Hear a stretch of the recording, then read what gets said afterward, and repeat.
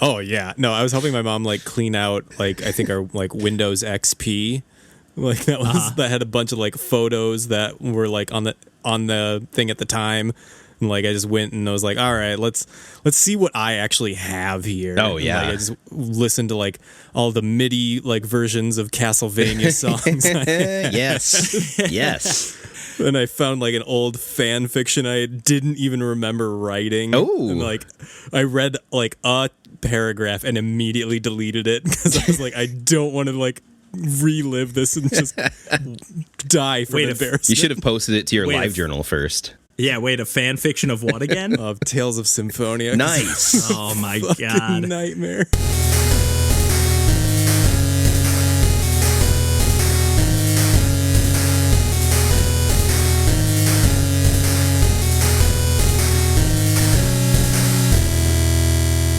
Hey everybody, welcome to Pursuing Pixels. This is episode number 56, and my name's Kevin Portelli, and I'm here tonight with Randall Nolery. Hey everybody. And John Hines. Hey there. And guess what, guys? What's up? We're not gonna kick things off with video games today. Actually, I thought we figured out the format last week. I know. We've been hammering this out for a year, and then John throws us for a loop. So what do you got to talk? I guess it's always video game related, but what do you got to talk about today, John? So when I look back at what I've actually been doing the most in the past month or so. Like once quarantine started, I started getting... Which was like 3 months ago, by the way. Yeah, I know. I lost track of time. Like I was like, how long have we been like this? I know. That's more the only reason I mentioned it. Just like, yeah, it feels like a month, but yeah, it's been a while. It's been way longer than that. Yes. But I started looking into modular synthesizers, which is a specific subset of synthesizers that are way more complicated and like more like analog, right? Like you're talking like this is not like on a computer. So even more so than that, like there are analog synthesizers that have keyboards attached to them, and then there are like the very beginning of like synthesizers, like when they were built in like the 50s and 60s, like they weren't attached because they were like new instruments. They weren't attached to like any keyboards or anything. They were just like things that were built into cabinets that you would like patch with wires and like adjust knobs, and they would just make different sounds. Like they were synthesizing, kind of generating tones. Yeah, like they were synthesizing sound out of electricity. Like it would convert voltages into audio signals, and like. So in the very early days of synthesizers, like they were just these giant, really complicated mess of like electronic engineering. And then like by the 80s, they started integrating those into like sound chips, like in that eventually would be even used in like, as Randall and I were looking into it, like in the Sega Genesis was like a Yamaha sound chip. Hell yeah. And like that had a lot of the stuff that, you know, were these complicated schematics like synthesized down into an even smaller like digital chip. Right. So like these analog synthesizers just got smaller and smaller and more user friendly over time, like integrating them with a keyboard because that would make it really easy to press a note and it would always be in the right pitch. So these giant mechanical like complex things really fell out of favor and didn't really like people stopped making them pretty much, except for like really small specific companies. And one company, Dopfer, in the 90s, it's a German company, decided, hey, we're going to keep making these, but like let's all make them the exact same size, because before, like if you had a Roland, like you couldn't you couldn't mix that with a Moog synthesizer. Like each one had their own like size, but then Dopfer came along in the 90s and was like, okay, we're going to have a standard size for everything, and you can, no matter what like company makes it, you can put it into this rack system. So like these companies started making individual modules, and then by the time that the 2010s come around, like suddenly this really small niche like group of people like it's turned into this entire industry. Like I remember looking up something in college and being like, oh, this looks cool, and then like now, like 10 years later, being like, oh, hey, that thing that I like vaguely remember, like I'm going to look up and then realize that there's this giant group of like people like making these modules that there just hadn't existed like 10 years before. Right. So I've gotten into like a lot of these, like each module will do a different thing. Like one creates a sound, one alters the sound, one like you can sequence a set of notes, or this one like sequences like a set of beats. And like I think about these things in the same way that like I was talking to DJ or like earlier that like I get the same satisfaction from figuring out a patch than I did like when playing Baba Is You. Oh man. Because like I got this one, because you are also kind of like limited by like the modules that you own are kind of the rule sets that you have. Right. And like if you think about those are your options. So like right. So like for me specifically, the thing that I felt really proud about was that I had a 4-step sequencer which could put out 4 like distinct pitches, like 4 notes. And I was trying to figure out like, okay, like how can I make that be more than just that? And I realized that I could trigger a note to play, and then I could trigger the next step in the sequence, but not play that note. So then I could skip over a note and then go to another one. And like the second that unlocked in my brain, I was like, oh my God, this is so much more than like. Yeah, you're getting into like programming logic to some degree with some of that stuff. I was going to say, yeah, I definitely see the comparison. Yeah. And like that's all all I've been doing is just like in my free time, even when I'm not like messing around with it, like I'm thinking about it and I'm like, oh my God, I can use this like to patch over to that, and that will change how that works. And like it's exactly like when I'm like playing a like puzzle game where it's like, oh, I can't figure this out while it's in front of me, but like I'm thinking about it after the fact. Totally. And like it's been such a welcome distraction and like this time that like I've just been it's been so nice to be able to like focus and think about something, especially, and then have the outcome of it just be like, oh, now I figured out how to make music with that. Right. And it's really satisfying. Like it's I've never really felt the way I've felt about like creating music in like a synthesizer than like just like say learning a new instrument. That's so cool. Seems like it's super fun to tinker with too. Like there's that whole aspect of it, just the tinkering, let alone the music and sound creation that you could do. Oh yeah, and like I've gotten to the point now that I have more modules than I have space in like a rack. So like I'm forced to swap them in and out. John fashion. I know, it's a nightmare. But like I now like I can't like just have access to everything at one time. Right. Like, I can only power like so many at a time. So like I need to be like, all right, well, if I use this one in conjunction with this, what can I do or what can I accomplish? And it's really fun to like just, you know, disassemble the whole thing and then put it back together with a whole new combination and be able to do a whole new different thing. That's cool. Yeah, limitations breed creativity Definitely. a lot of times. So, and do you feel like, so you're obviously somebody who has some musical background, John. If somebody was just like coming at this from like a logical standpoint and just like tinkering around, like Randall was saying, like would they be able to like get something out, or do you feel like you have to have some understanding of like music going into it? So weirdly enough, like apparently there's a huge like I don't want to say like a percentage, but I think there's a huge number of people who are into modular synthesis who are just not musicians. That I think they're just engineers interested in making noise I can and like see it. creating patterns, because like at the end of the day, that's really what it is. Like, right. I'm kind of cognizant of the fact that like when I'm just messing around and I don't have a completed project, that like I am just making dissonant noise, and I'm like, okay, I need to turn this down because Lauren is gonna kill me if like she just hears like things that are like out of tune looping. Gotta bust out the headphones, man.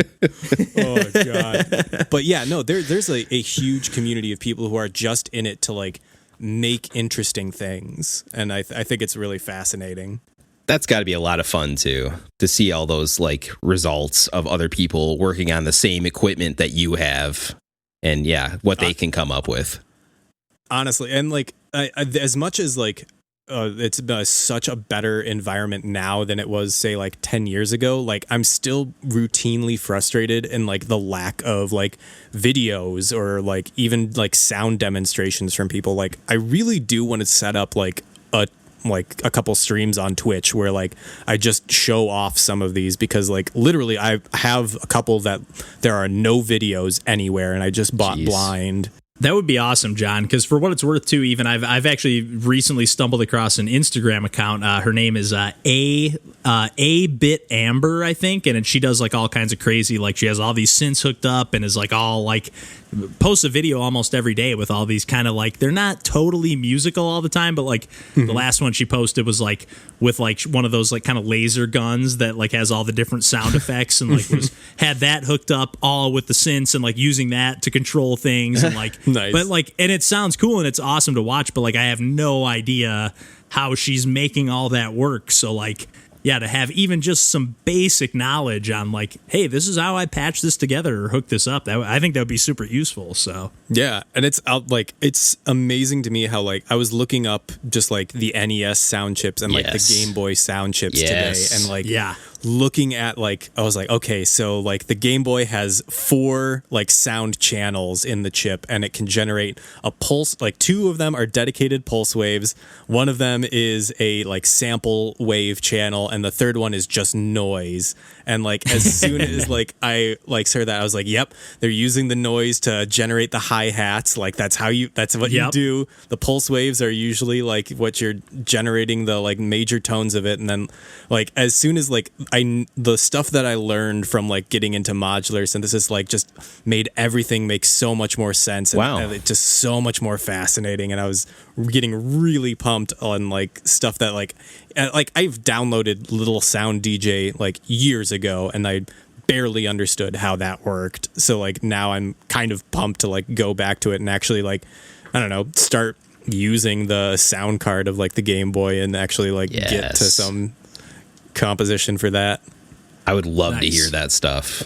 Oh, yeah, same here. It's so fun. Well, while we're talking about music for a little bit, I finished up playing, I think on our anniversary episode, or maybe the one after that one. I don't know. I think it was the one that you and I did, just you and I, Randall. Okay. And we talked a little bit Ape Out. Yeah. A little bit of Ape Out that I had like, I went back into that, and we talked about it like on a previous episode back when we were doing Game of the Month, I think. But yeah, I've finally got around to like finishing the final LP of that game, and then it actually unlocks like a final like single where you have to like break in and then break out of this building, like break in and you rescue like a little baby gorilla and break out.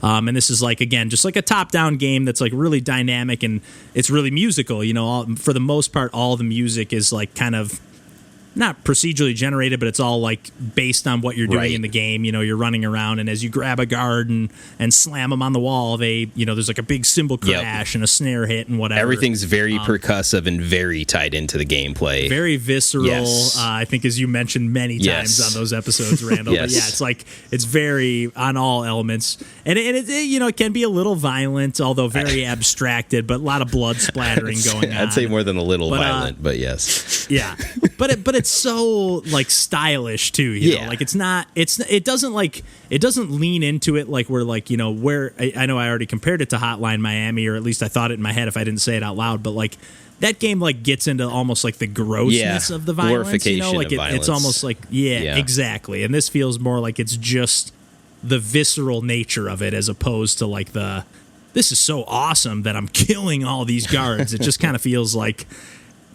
I guess you are killing them, but anyways. You don't have to, though, necessarily. Yeah, you could sneak around, but oh man, you're a brave soul if you are, because this game is no cakewalk, especially towards the end. But yeah, I beat like the final. I had like just a few more tracks on the final LP to beat, and then like an outro level, and then to unlock this single level. But before that, when you beat the final level, again, for the most part, all the music in this game is just kind of generated like related to what you're doing, and it's just kind of a percussion track.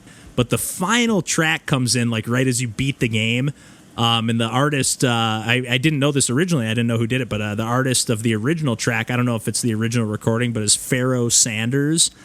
Let me look at the track name here. Yeah, the track is called You've Gotta Have Freedom, which is timely enough right now for sure. But man, it just like all of a sudden, because this game like is mostly percussion the whole time, and then like right as you beat the game, there's like these splashes of color that come up, and it's not really, this is no spoiler really or anything, because it's just like the song as the credits roll, but it's just like all these horns start coming in like crazy, and it's like a 10 or 12 minute song. Wow. And I'll actually make a point to actually, I know I say this all the time, I will link to it in the episode description here, and I'll just mention it now in the episode because we always mention it at the end, but we always have episode descriptions with timestamps, with sometimes links to like Let's Play videos or other stuff, so like please check out the descriptions, links to the Discord, all the stuff we mentioned at the end of the episode. It's always in the episode descriptions as well. Yep.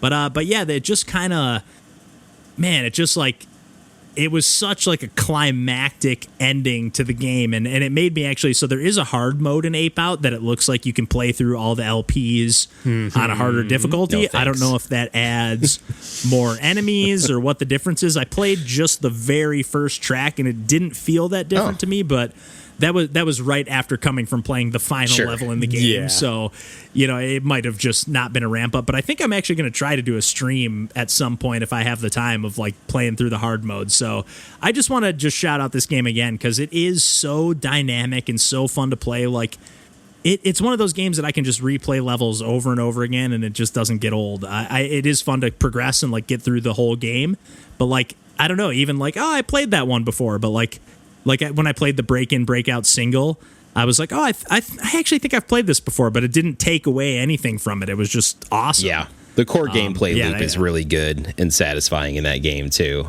And simple. Yeah. So I think that kind of helps for the replayability.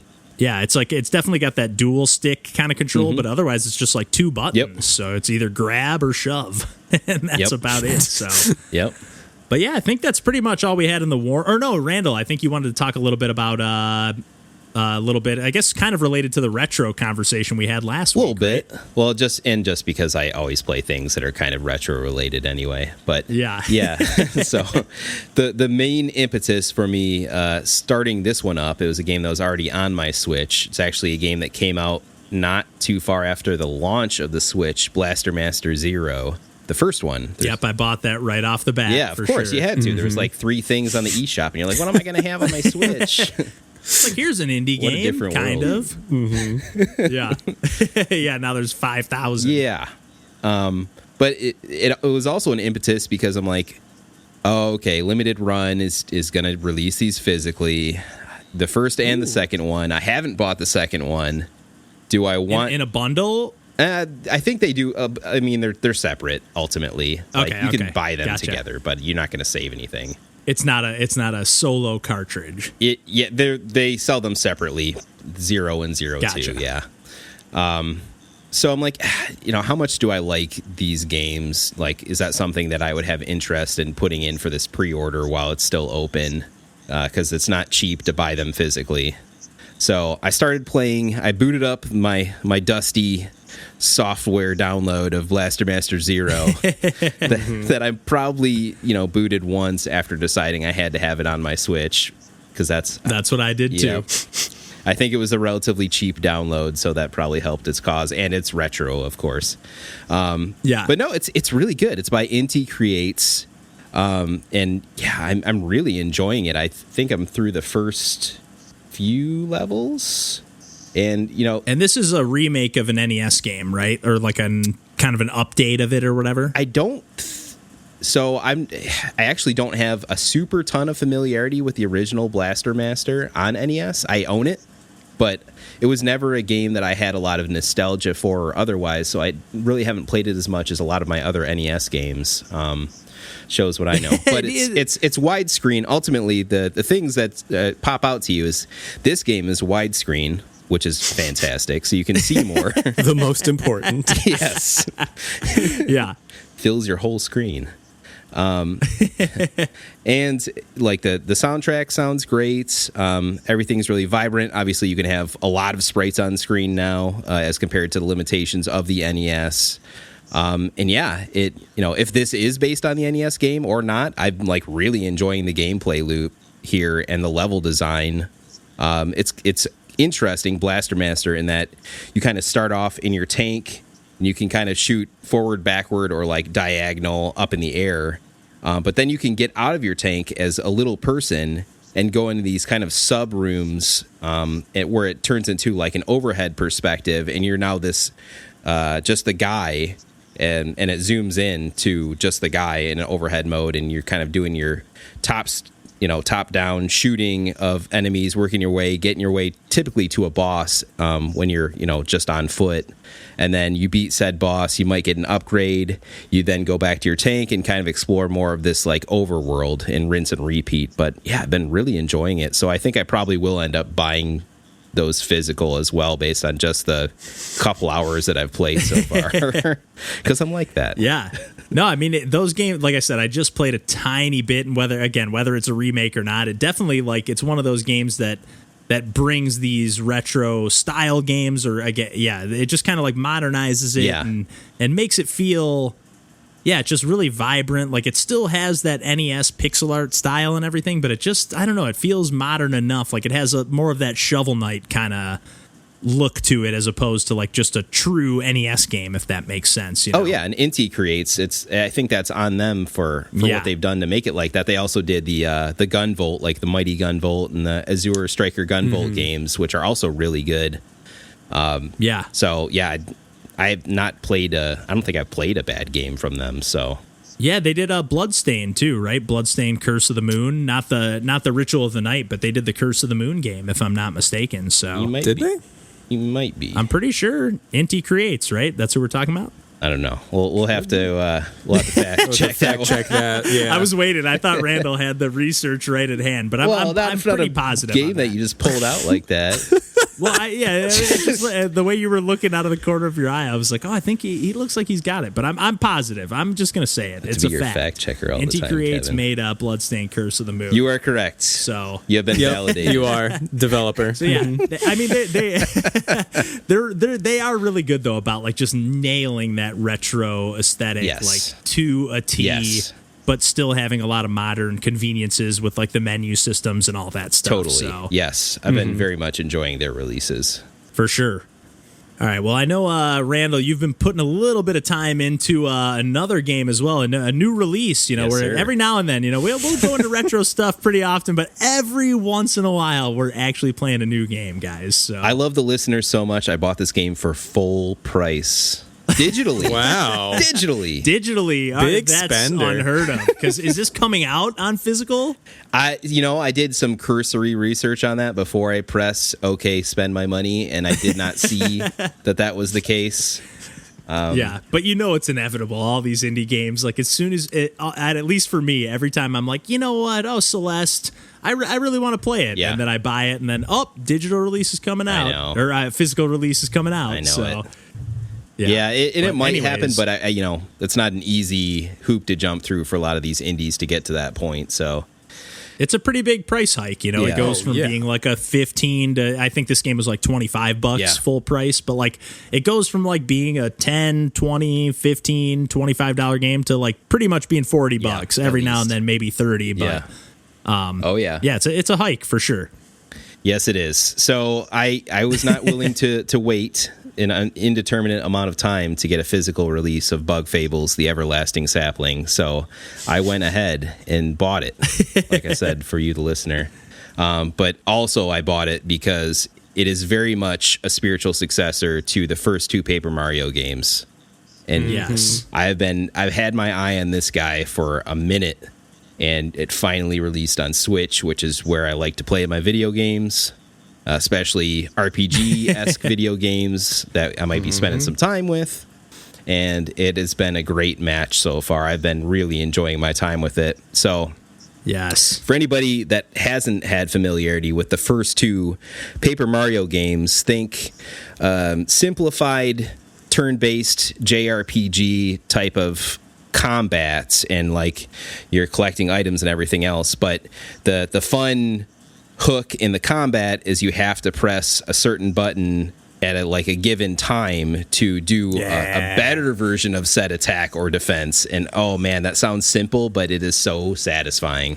It keeps you engaged in those battles. I mean, again, having not played this game, but yeah, going back to the Paper Mario games, it's like that's all it takes. All it takes.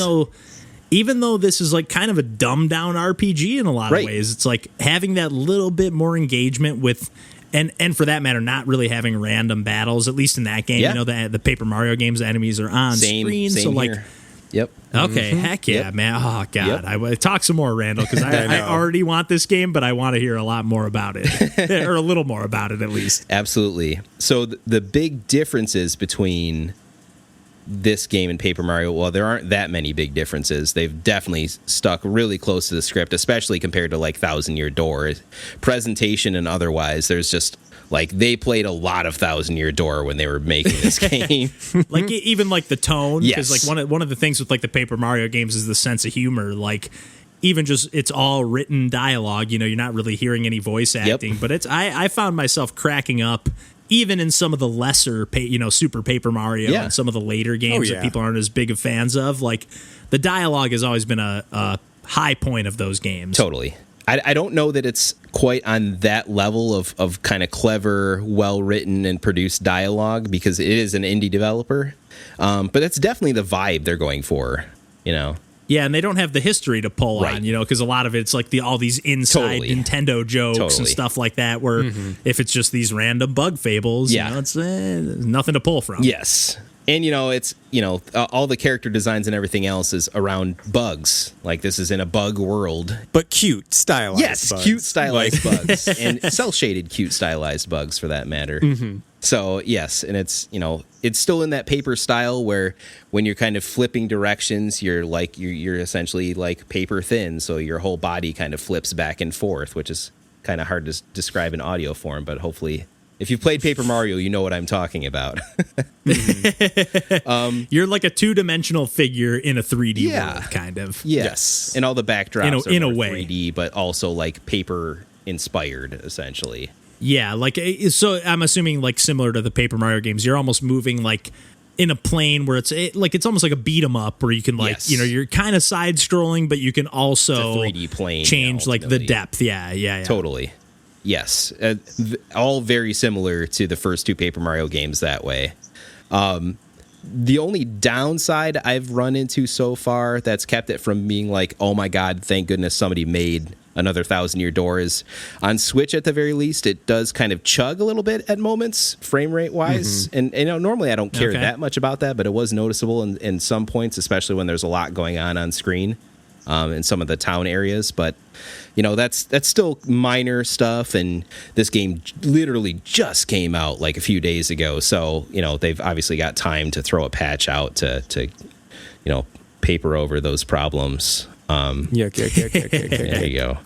But I always say I'm going to keep playing games that I talk about on here, but this is for sure one that I'm going to keep playing. I'm just each night when I find myself with a little bit of time, I'm grabbing the Switch to play more Bug Fables.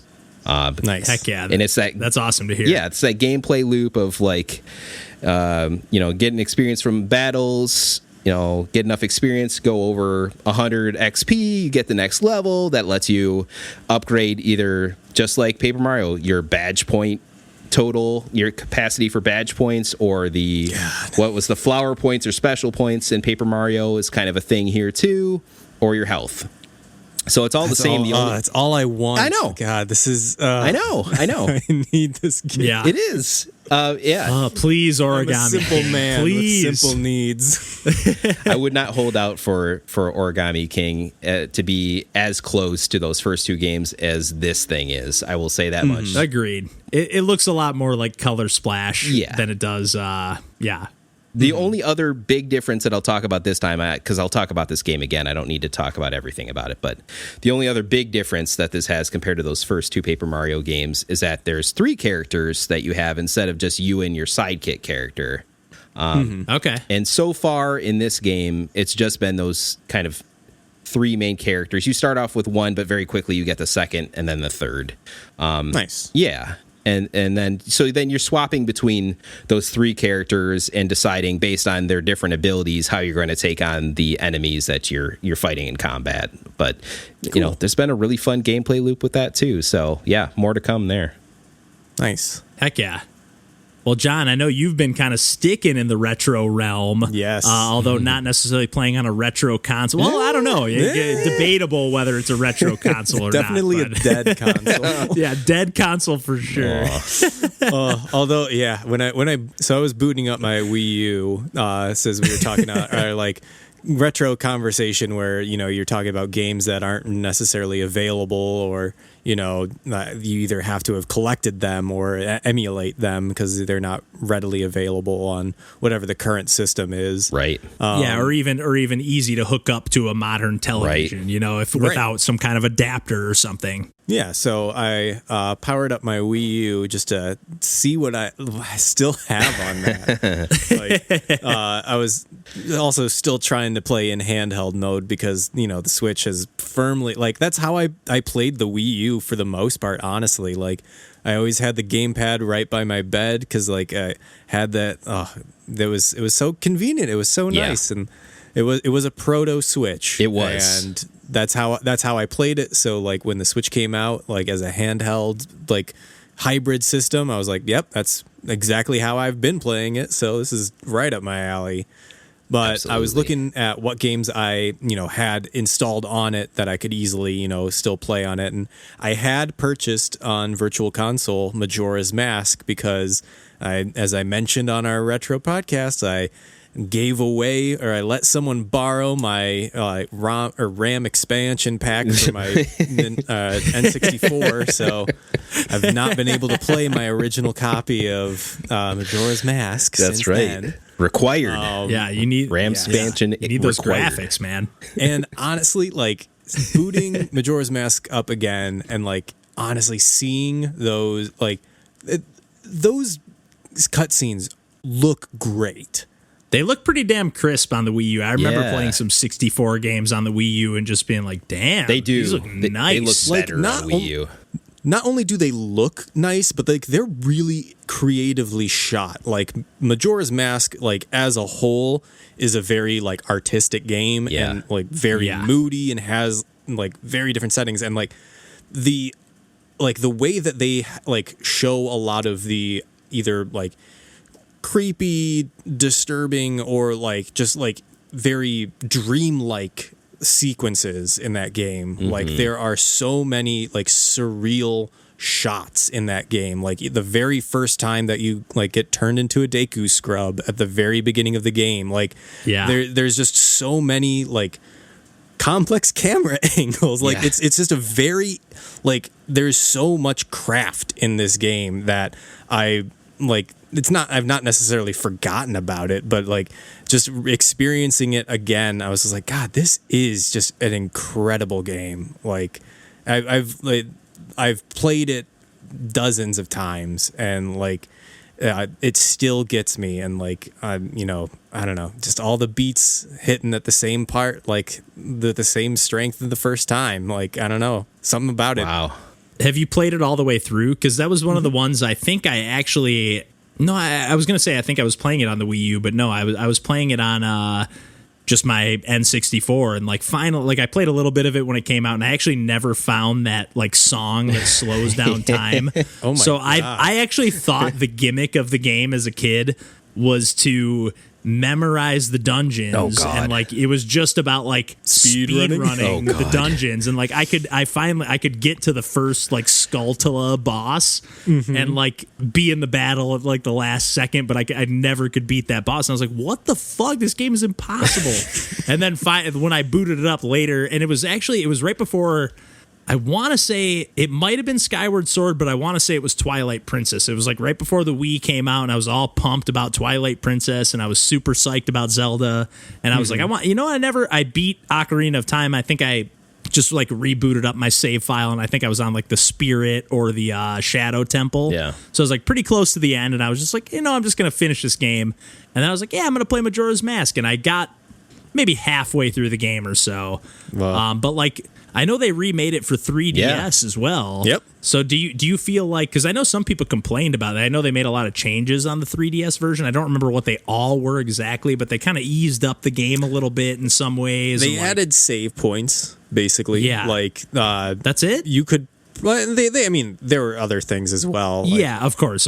But like, yeah, I honestly, like, the big thing was that they added, like, you know, you could save at an owl statue, but that was like a temporary save. Like, as soon as you loaded the game up again, like, you erased it. You had to play until like you reset time, and like starting over on the first, like resetting everything to the first day was the only way to like hard save your game. Makes sense. And, Gotcha.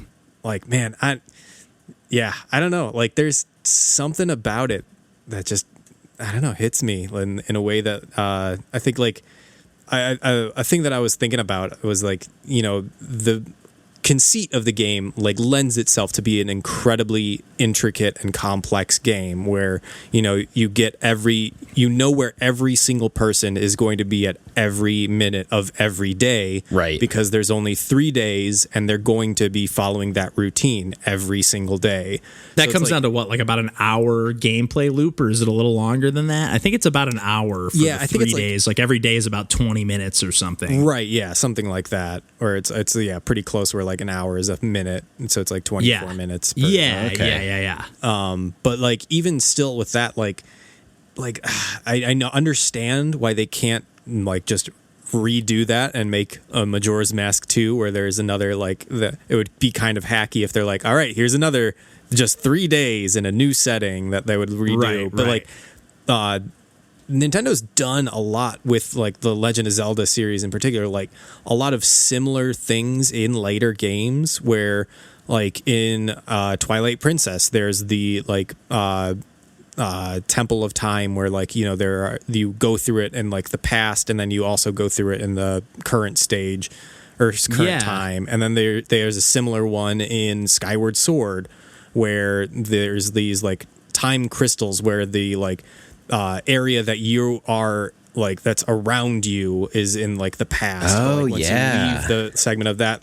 So they do the really good job of like having these like multiple, like, I don't know, like time elapsing within a certain area and like having that tell a story just through that. But like, I really wish that they would go back and like, because I don't know, like Majora's Mask had to have come from somewhere. Like, right. I would love if a game just had like, you know, this town is trapped in a loop and you can always go back there and like you understand the patterns of everyone there. Like I just think that it's such a unique experience in Majora's Mask that I don't think any other game really gets at, where you can really feel that, you know, every person is going to live in this like same loop and you can experience it in so many different ways. If you go to a different place, you're going to experience a completely different story than if you're in one. Like any game that does that is typically not one that has a loop. Like you can't reset that. Usually any game that has that, you're like, okay, well, I'm just going to follow these characters on these days. Right. And then I'll do another playthrough and do that. Like there aren't really any other games where you can just like replay in the same game file and be like, yep, today I'm going to be in this area, or today I'm going to be over here. That's cool. Yeah. So as someone that's point, like, I had a similar experience to Kevin where I bought Majora's Mask on N64 like pretty much when it came out, but I was a dumb kid. We got that gold holographic cartridge. Oh yeah. And I'm like, all right, I'm so, you know, I beat Ocarina of Time with help from my buddy. I'm like so psyched to play this. And then I was dumb and like couldn't figure out the conceit of the game basically, and then dropped it really quickly, even though it was an expensive Nintendo 64 game. And then subsequently, I'm pretty sure I bought it on Wii U, and I definitely have it on 3DS. But like, John, you talking about it, and like other people have sworn by it too. Like, what would you recommend is like the best way to pick up and play this game now? Honestly, like, so when I played it, I got I had a Game Informer subscription before I ever bought the game. Nice. And Game Informer had a walkthrough for it that told you how to do every single side quest, and every, like, it had the Bomber's Notebook where it showed like where each like person is. Like if you have the 3DS version, that would probably be the one to play. Yeah. Even though like I do love the like having it on the Wii U, I think like playing it on a big screen is fun, but like there's a ton of quality of life improvements that, are just nice to have. Sure. And I was going to say it probably depends who you are. Like if you're a purist, you probably want to play it on either the Wii U or the N64. Sure. But because I have heard, I know I definitely had a couple of friends who complained about the 3DS version. But still, for me, like having not really played, it's not like I played through the whole thing. Like I said, I kind of hit a wall like Randall, and like it's not like I will have like a memory through the whole game of like, oh, this isn't quite the same. If for me, it'll be like, okay, this is just like some slight tweaks, but that won't really make a difference to me because I didn't play through the whole game. Right. Yeah. Right. But honestly, I think a walkthrough for the very first day, if you don't know what to do and if you don't like get it, because it does kind of tell, like the dialogue is very like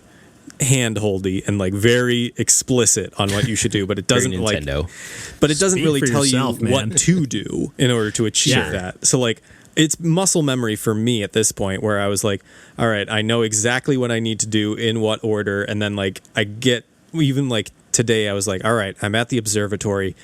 I know I need to be here. I don't remember what I need to do, but I'm just like, I know this is exactly where I should be. So like, I'm just messing around until like I talk to like another person and be like, all right, I guess, yeah, this is what I'm supposed to be doing.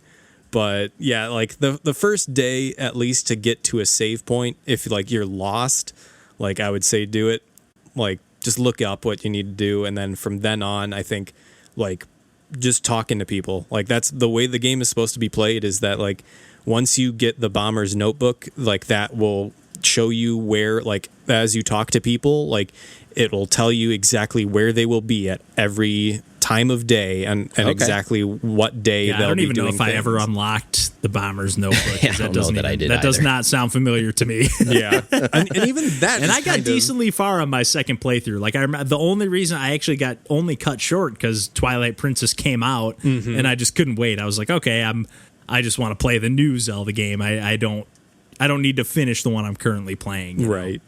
But anything more to add on to Majora, John? Just that it's a deeply sad and beautiful game, and I love it so much. Yeah, it's so not a Nintendo game that way. Like Nintendo does not usually make games with that mood, like with that bizarre, just like kind of dark.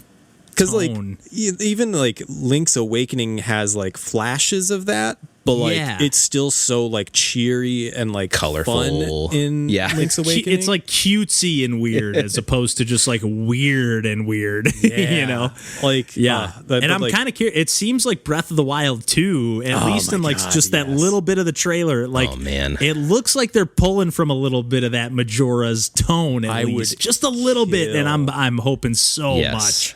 Oh yes. Yeah. Let's go. Because if you could add a Majora tone to the Breath of the Wild, like, you know, I don't want to call it a formula because it was, you know, but whatever you want to call it, but add it to that kind of gameplay loop, and man, I think that could be really cool. I mean, they have flashes of that even in like Skyward Sword and like Twilight Princess, but like to have it like, permeate throughout the whole game is something. Yeah. Well, I guess just continuing on one more game before we wrap things up today, and I guess just kind of continuing things on from the retro conversation again that we had last week, I booted up Mega Man 11, which I have the cartridge of, and I know I talked a tiny bit about the Mega Man X collection last week and the Legacy collections that have come out of the Mega Man series, which have been a little bit disappointing. They've been, you know, obviously a nice comprehensive sets of all the games, but like, and a bunch of art galleries, a bunch of cool stuff included with the package, but like, just not, it just kind of feels a little bit like a cash grab, a little bit underwhelming on the presentation and on the, you know, it's just a little bit laggy on the controls. It just doesn't feel quite right. You know?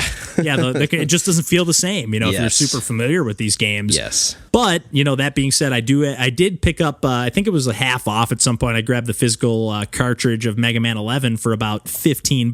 That's a good price. Physical. It was 15 or 20. And I finally got around to playing it. I played the demo, and I don't know. Have either of you guys played? So I played a little bit of Mega Man 9 and 10, which were kind of like, you know, the original Mega Man series went Mega Man 1 through 8. 1 through 6 were on the NES, and then I think Mega Man 7 was on Super Nintendo. Yep. And then Mega Man 8 was on like PlayStation and Sega Saturn, I want to say. Yep.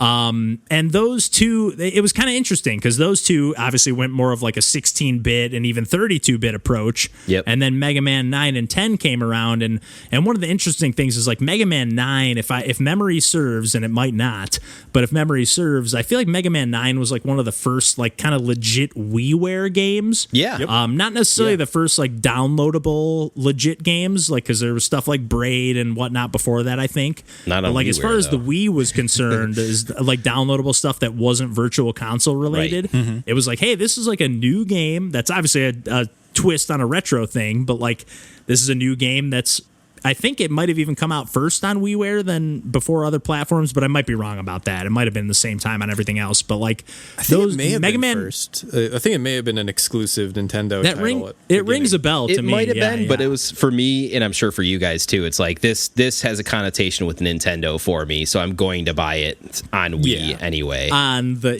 exactly, Especially with so the like Wii Mega Man remote. 9. Yeah, and with the Wiimote basically being like an NES controller, and like so and just like at the time, you know, it was just kind of exciting. Like it felt like, hey, Nintendo's back. You know, after the GameCube being somewhat of a commercial flop, it felt like, hey, Nintendo with the Wii is making a splash again. You know, they're back in the mix. But anyways, like Mega Man 9 and 10 went full blown like NES. I don't even think you could do a charge shot anymore, if I'm not mistaken, or maybe you couldn't slide. There were like a bunch of different. Like I they think you went could kind in of more 10, to like maybe. maybe in 10. I didn't play much of 10 in all seriousness. I played more of 9. Yeah. But they were they went all in on the difficulty and all in on like the just NES style. Like it pretty much looked exactly the same, sounded exactly the same. Yep. Had the same kind of general format. And it's no different here with Mega Man 11 as far as like the general format, and they did take some of the stuff from Mega Man 9 and 10. As far as like the kind of shops, like you can collect gears and bolts throughout levels and then kind of buy upgrades for like your character, almost like in a roguelike fashion, you know, like, oh, now I can run a little bit smoother. Like I don't slide as much on the ice now because I bought this upgrade, or now like I just bought a new upgrade that just like essentially charges my Mega Buster at all times, so I never have to hold down the charge button. It just is charging constantly. Oh, geez. There's another power up that no matter what, like if I pick up like a energy charge, it'll refill my lowest charge weapon. You know, no matter whatever the lead. So like, there's a bunch of quality of life stuff, nice. and I know they had some of this type of stuff in Mega Man 9 and 10. Like there were like the shops you could kind of like buy energy tanks and buy like other types of upgrades or buy 1-ups to kind of help you through the game, and they're going kind of the same approach here. But what are your guys' experiences with the Mega Man series in general, but 9 and 10 and the whole series, but before I get into the Mega Man 11 stuff? Yeah, I have all of 1 through 6 on NES, but I don't necessarily have a ton of nostalgia for those games. For whatever reason, those weren't really the games I was super into as a kid compared to some other NES games like Mario 3 and Mario 2 and like ice hockey and Blades of Steel and stuff. But yeah, I've got those games, and I played them once in a while, but really I got into them when it was kind of the retro revival with 9 and 10. I played quite a bit of 9, and I liked that game a lot. I thought they nailed the feel of the NES games. It's so hard. Yeah, it's so hard. But like being somebody who played, and all fair, like I had Mega Man 5 growing up on the NES. That was like one of the first games I had on my NES, and I loved that game. And I know it's like some of the later games on the NES kind of get short shrift, and I don't think that's fair.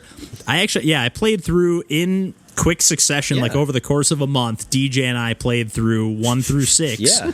And which is nuts. Probably even less than that when we lived together, and we beat all 6 of them. Wow. Yeah, and all of them were great. Yeah. Like I could see if you're waiting 2 years in between each game, or a year, however long they were in between releases, and like by the time Mega Man 6 comes out, you're like, okay, this is kind of the same thing, but like it's still good, you know. And they did like evolve things from like especially Mega Man 1 and 2, like adding like the charge shot and like being able to kind of slide and do like different attacks and like the rush booster and stuff like that. I'm such a sucker for any late release games on systems too, and that's what 5 and 6 were. It's like, all right, we know what the hell we're doing, developing. We are maxing out. We figured out this the architecture. potential of the NES, because the Mega Man 5 is like for sure, Oh, yeah. and 6 as well. Like they are showstoppers for the NES. It's great. I love stuff like that. Yeah, what about you, John? What's your Mega Man experience in the past? My Mega Man experience was playing Mega Man 9 and nothing else.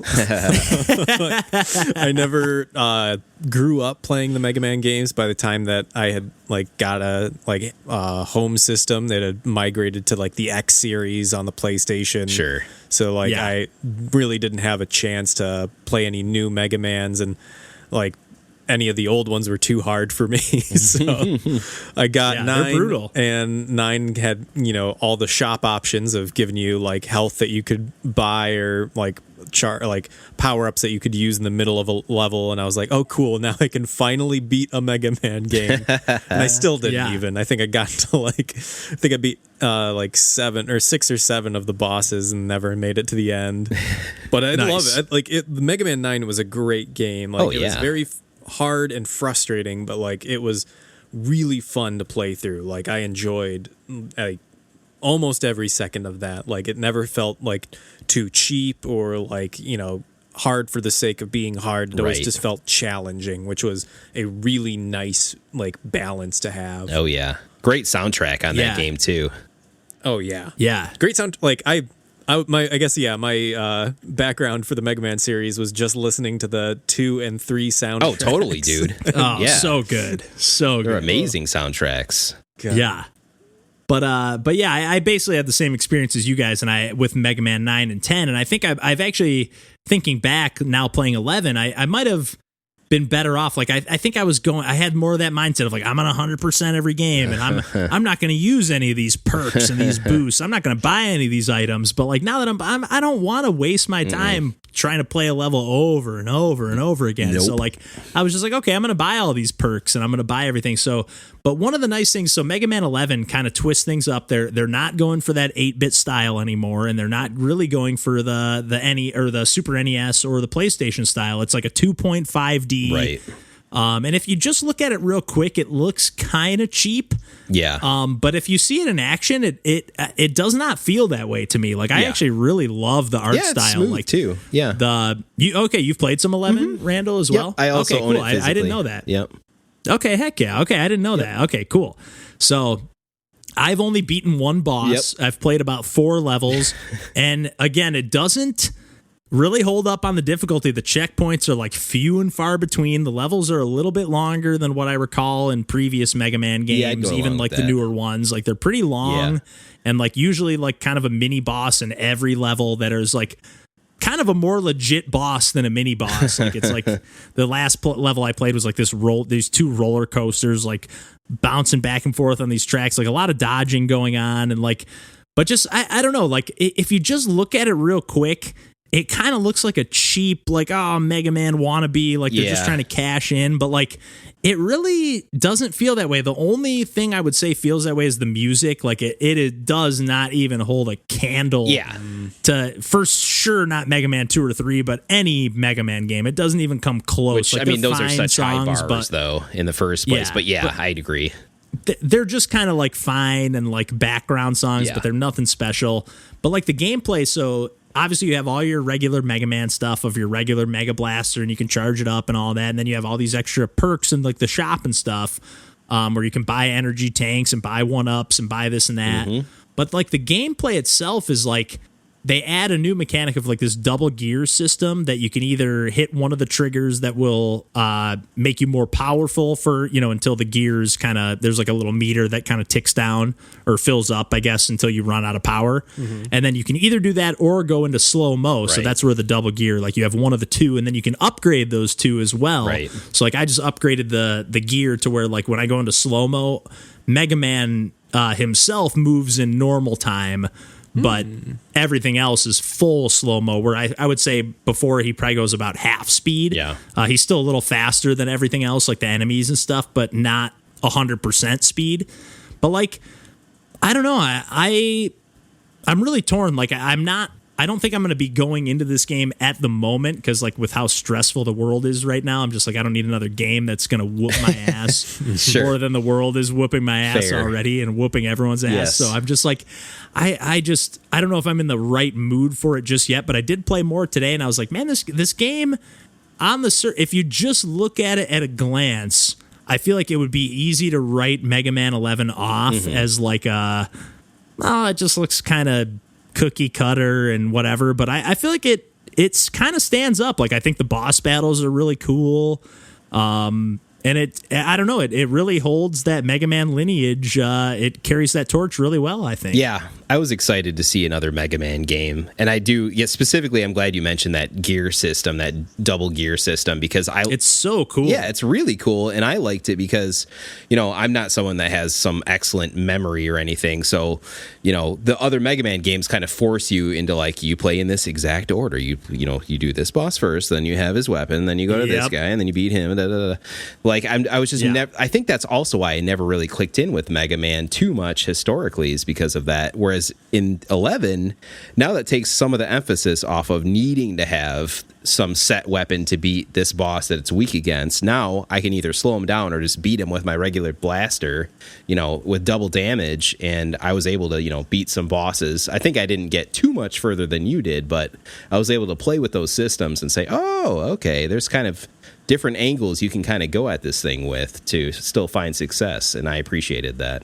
Yeah, and just like some cool level design with, like, the platforming feels really nice, and like I played a level earlier, like it was like an ice level, and there would be parts of the level that had kind of like a wind, like a breeze going, or more than a breeze, because you would have to use it to kind of carry you over these longer jumps. Right. And that's nothing new. I mean, even in the NES days, they were doing stuff like that in the Mega Man games. But, like, I don't know, it had like these kind of like carved out, like, oh, if you take the risky path, you can get that extra one up. Right. And I guess, again, they did that in the old games too, but, like, sounds like the perfect successor. Exactly, but they just did it right. Yeah. And again, I just seeing an image, it's for me, I really did write this game. I was just like, Mega Man 11 looks terrible. Yeah, by screenshot, it kind of looks like a Unity engine game in not a great way. Like, and especially those other games, regular series and X, are just so pretty looking. The sprite art is great in all of those games. And then you boot up, like when I boot up the game in the opening cutscene, like it's fully voice acted, and it's okay. I will with the Mega Man cartoon voice actors, or I don't know, probably not even. But what were you going to say? I'll say in its defense that once you got to was it Mega Man 8, I believe. Yeah, and some of the other ones that released on the CD systems, they got into some of that voice acting stuff, and it's in 8 in particular, it's pretty bad and corny. So that's not without precedent in this series. Maybe they're going for a little bit of that, but man, at the opening cutscene, they're just like, no, I wouldn't dare. Yes. This sounds like so good. I'm buying this immediately. I'll post a clip because I saved a clip because I was like, this is embarrassing. But at the same time, like, some of the voice acting when you're in the menus and stuff, like when the characters are just kind of talking like, hey, Mega, what do you want? Like, it's pretty decent. Like, it holds together well. But when it's in like the story beats and stuff in the opening segment, oh my God, whoever played Dr. Light, give me a fucking break. No, I take that back. That's a human being that did that voice, but man, next time try a little harder. But always a critic. What's that? Always a critic. Yeah, I know. That's what I'm here for. That's what we're all here for. To just nitpick games. That's what we say. We're here to talk about video games, but we're actually here to nitpick video games, guys. We have our mission statement. I think we could pretty much wrap up the episode here this week. You guys feeling pretty good? Feeling great. Oh yeah. Nice.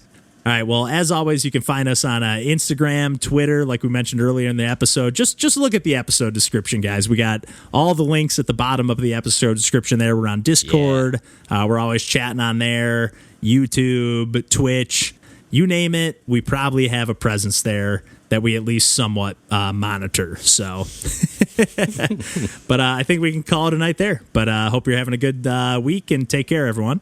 Bye-bye. Bye.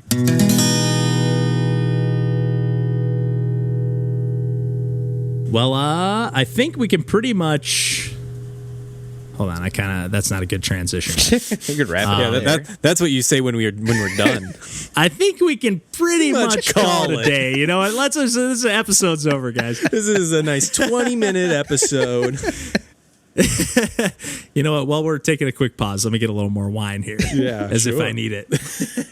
I'll pour a little bit more drink in mine too. Might as well. Yeah. I'll be back in 1 second.